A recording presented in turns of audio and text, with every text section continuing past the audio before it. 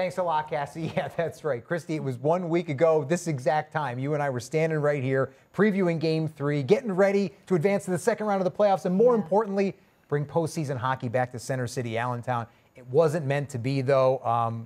Have the wounds healed yet from that loss? I'll say no. No, because I was really hoping on this Friday I'd be in Providence, Rhode Island right now for the division semifinals. Love being in the studio with you, but definitely a disappointing end to the season. They run into a really good Charlotte team in the first round of playoffs, but a whole lot of positives, lots of fun moments to reflect on that we were a part of this season. Well, let's do exactly that. Let's reflect back on this wonderful season that was for the Lehigh Valley Phantoms, and let's start on an individual plane. Your most valuable player for this past season? A lot of contenders, right? You've got the leader in points, in goals, in assists with Denoye, Forster, and Ali Lixell, but I'm going with a guy that did everything for this team in veteran Garrett Wilson. I just thought this was a player, every time he was on the ice, you knew what you were going to get. He brought the energy, leadership, that consistent work ethic, and he provided a whole ton of results. He's got the reputation as a tough guy, which is warranted, but he did so much more than that for this team. In his 12th pro season, he set career highs in points and plus minus,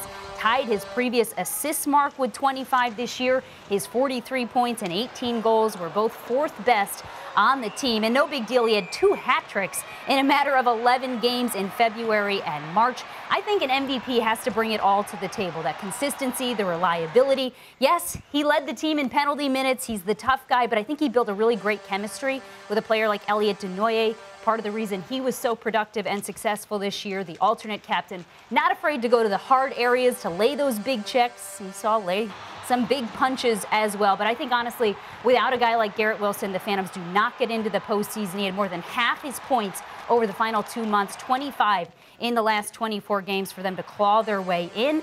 This was my MVP. Ironically, last year he scored 10 additional points in 2 fewer games. So for me, it's Garrett Wilson. When he's on the ice, you notice him. And I think he was the difference for the Phantom this year. It's a great pick. You mentioned it. When the going gets tough and you needed big-time performances late, he elevated his game. And he didn't just lead the team in penalty minutes, led the league in penalty minutes this season as well. Great choice, Garrett Wilson. You mentioned an embarrassment of riches in terms of MVP selections. I'm actually going on the back end and between the pipes. My most valuable player has to be goaltender Sam Ersson. This is a guy who gave this team a chance to win each and every time he took the crease. And oh, by the way, he took the crease a whole heck of a lot this season after minimal action a year ago. In fact, only 5 appearances last season, the last 2 of which he didn't even finish the 60-minute game due to injury. This year, he appeared in 42 games for the Phantoms during the regular season. Add 3 playoff games, plus 12 appearances with the Philadelphia Flyers. 57 total games this season for Sam Ersson. His previous professional high, 42 games with the Swedish League back in 2020-2021. He had over 2,700 AHL minutes this season, and he was a guy that gave this team a chance to win each and every time he got between the pipes. We talked about Garrett Wilson elevating at the most critical time of year. Well, that's what Sam Ersson did as well. He started 16 of Lehigh Valley's final 20 regular season games, plus he had all 3 postseason games. He started each of the last 5 to close out the regular season. Ersson was relied upon throughout the course of this season. Remember, Troy Grosnick was hurt for much of the year. Grosnick, a veteran goaltender who had led the league in goals against and save percentage a year ago, only appeared in 6 games this season. So Ersson was called upon an awful lot, and he delivered the goods between the pipes. And it's so encouraging, right? For 5 games last year, I think only 3 complete games he played between the Phantoms and the Flyers. And of course, this year, especially late in the season, bounced up and down. The workload was heavy. Even if he wasn't in for the Flyers, he was backing up. He was traveling. And that injury to Troy Grosnick was a big one for this team. And he handled the workload and then some. So really looking forward to see what Sam Ersson can do next year. So good pick. Thank you. I'm with you. I appreciate the approval. So those are our MVPs. Let's broaden it a little bit. We saw many big-time performances this season. But as far as your most clutch performance this year, where does that go? Okay, 2 words. Hat tricks. Hat tricks for this Phantoms team. I mean, are you kidding me? 17 in 9 years of Lehigh Valley Phantoms hockey. We had 3 this season. All 3 of them coming at PPL Center. What's better than that? We already talked about Garrett Wilson, but he was the first to record 2 hat tricks at PPL Center in the same season. Came in less than a month. It It was the first one against Hartford on February 19th. He had 2 goals in the second period, another in the third period. Unfortunately, this one was a loss thanks to an opposing Hattie on the same night, ironically. But huge moment for the team, for the season. And then Cooper Marody followed it, joining in on the hat trick fun on March 11th against Belleville. It was his 4th in 5 career AHL seasons. He scored a goal in each period, including the game tire with 48.5 seconds left to force overtime, an eventual Phantoms win 4-3 on a Ronnie Addard score. He was actually named AHL Player of the Week with 9 points in 3 games that weekend. A bit of a coming out party for Cooper Marody, but it didn't end there. We mentioned 2 hat tricks for Garrett Wilson. He would do it again on March 15th against the Hershey Bear, his 13th, 14th, and 15th of the season. Ironically, Marody getting assists on all 3 of those. Wilson's 2nd hat trick of the year, 3rd in his 12-year AHL career, only the 2nd Lehigh Valley player with 2 hat tricks in a season. So clutch, clutch, clutch. Hat tricks all the way. So much fun to be a part of. So for me, clutch performance between Cooper Marody and Garrett Wilson with 3 hat tricks. A hat trick of hat tricks this season for the Lehigh Valley Phantoms, coming in 11 games over the span of 25 days. The last 4 Phantoms hat tricks now have all taken place at PPL Center. We love hat tricks. We love them most when they come at 7th and Hamilton. So you introed your clutch performance with 2 words, hat tricks. I'm going to intro mine with 2. Tyson Forster. Enough said. This young man, 1st-round draft pick back in 2020. We know he is an offensive superstar, an offensive dynamo, and he certainly delivered that this season. This is just simply a Tyson Forster appreciation package right here for his unbelievable ability to score goals in a variety of ways. You just saw his first goal of the season, that wicked wrister against Cleveland. That was game 4 of the season. 2 games later, this was in garbage time, but this is just filthy against the Bridgeport Islanders. Little toe drag between the legs, roofs it there for his 2nd goal of the season. Then another beauty versus Bridgeport in mid-January, part of a 2-goal night against the Islanders, one of 3 2-goal games that Forster had this season.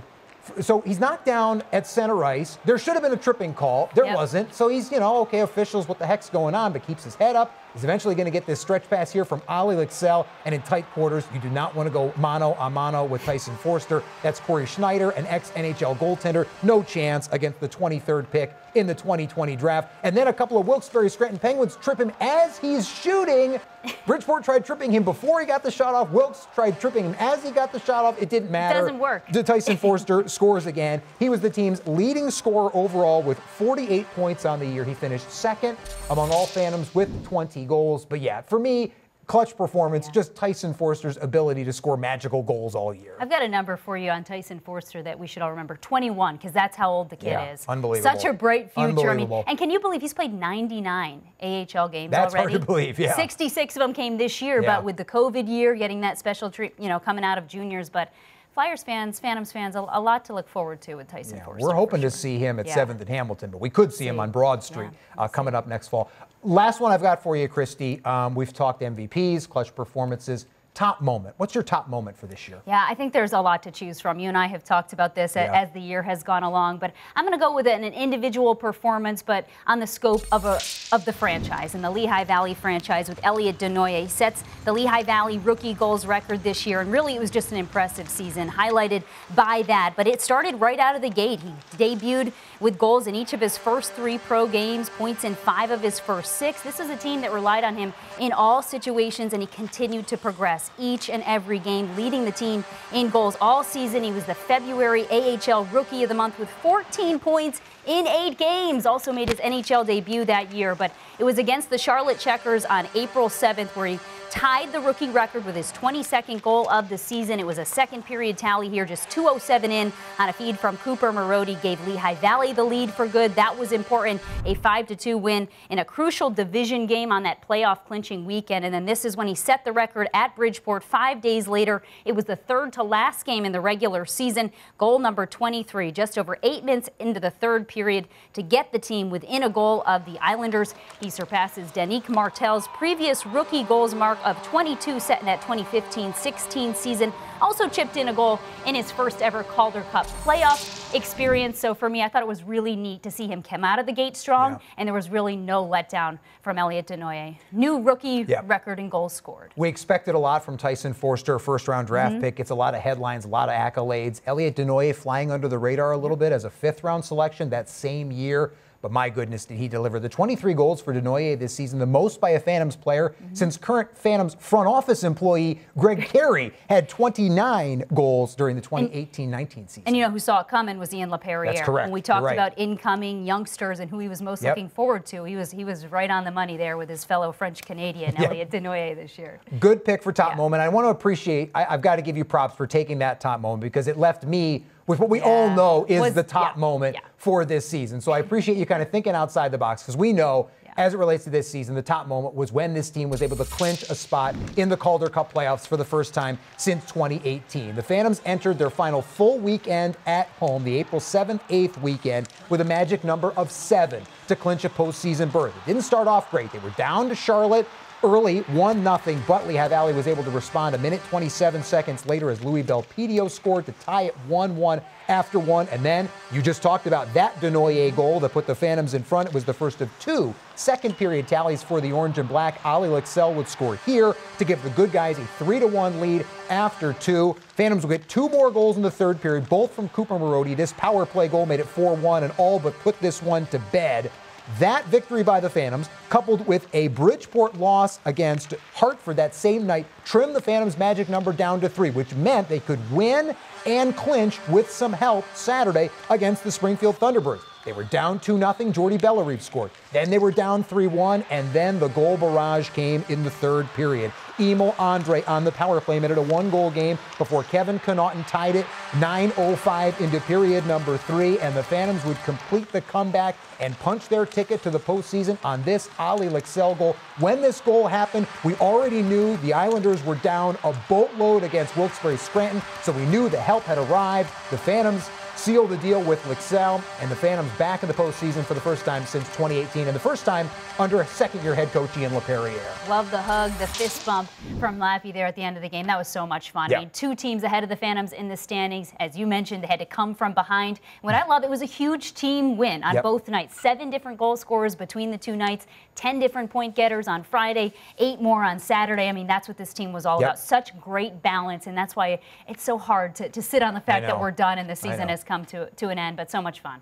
You said it. I mean, that big weekend really epitomized what this team was all about. For the year, 7 players with 40 or more points, 10 double-digit goal scorers. They didn't rely on just one line or one guy. It was a total team effort. And to that point, I think you're right, why it's even harder now to sit on the sidelines, knowing this team really had the ability and the talent to make a deep postseason run. I think the future is bright, though. I think the experience gained by a lot of these younger players, they relied on heavily. I mean, you talk about Ersson, Forster, a number of these guys that are going to be back, Cooper Marody, Adam Brooks. I mean, there's so many different key cogs, injuries, adversity that this team faced. The veterans, the youngsters alike really made it all come together. And I think it was a huge feat out of this Atlantic Division to get into the postseason. I mean, we all knew that was the first task, but hopefully they can build on it next year. Future certainly is bright, and you might be able to twist Kristi and Mai's arm to talk some more hockey, you know, as the offseason moves along. But yeah, an awfully fun 2022-23 Lehigh Valley Phantom season.